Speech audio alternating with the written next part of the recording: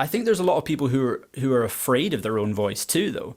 They're also afraid of just perhaps how different they can sound. Like, I'm a massive fan of Alan Holdsworth, and Holdsworth is just an unbelievable guitar player. If you've ever sat and listened to him, perhaps not.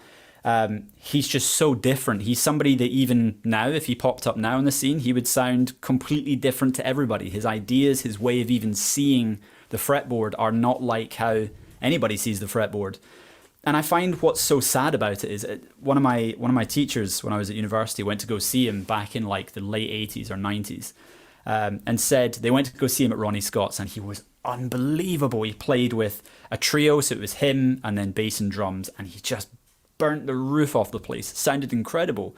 So all these young music students, my teacher included at the time, went off to go and talk to him at the end, and they said it's really sad how disparaging and how full of self-hate he was, really, about just, I don't feel like I'm good enough, I wasn't that good. And it's like there are literally 100 people in this room who cannot believe what they've just heard. It's unbelievable. It truly is just earth-shattering, and the only guy that can't appreciate it is the guy that's playing it. There's something really sad about that, about not having that self-acceptance in there.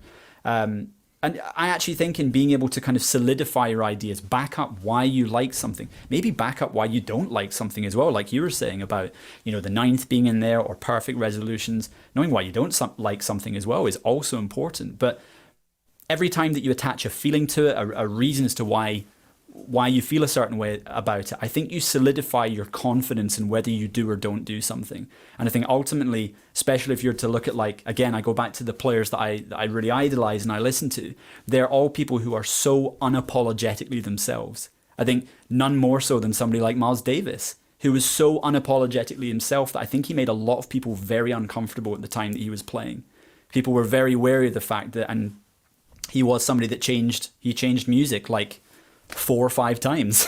Wouldn't it be incredible if you changed it once? So yeah, I think that confidence that comes from being a musician and that trust that you have in your own ideas, I think it comes from having that relationship to them as well, and saying, what do I like about it? What do I not like about it? What do I want to really show as being part of my kind of audio self-portrait in a way?